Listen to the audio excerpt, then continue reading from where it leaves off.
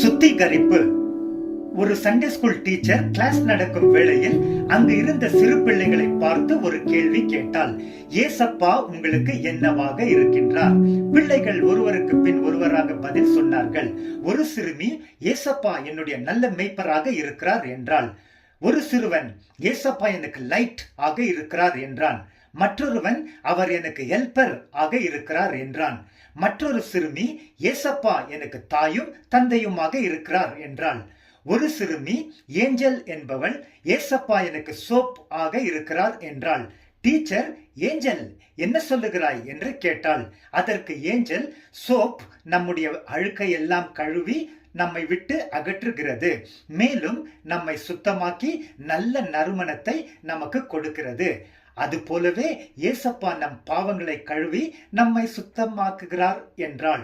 Teacher angel சொன்னதை கேட்டு ஆச்சரியமடைந்து சந்தோஷத்துடன், very good angel, மிக அர்த்தத்துடன் உண்மையை சொல்லி இருக்கிறாய் என்று பாராட்டி மற்ற பிள்ளைகளை பார்த்து, all of you children clap your hands and encourage Angel என்று சொன்னாள்.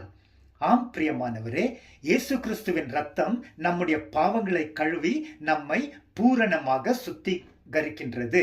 மனிதர்கள் பாவ மன்னிப்பு பெற சுத்தமாக என்னென்னவோ செய்கின்றார்கள், மேலும் அநேக இடங்களுக்கு செல்லுகிறார்கள், ஆனால் ஏமாற்றம் அடைகிறார்கள்.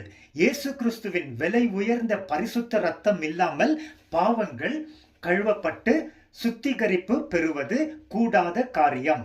சில வசனங்களை பார்ப்போமா?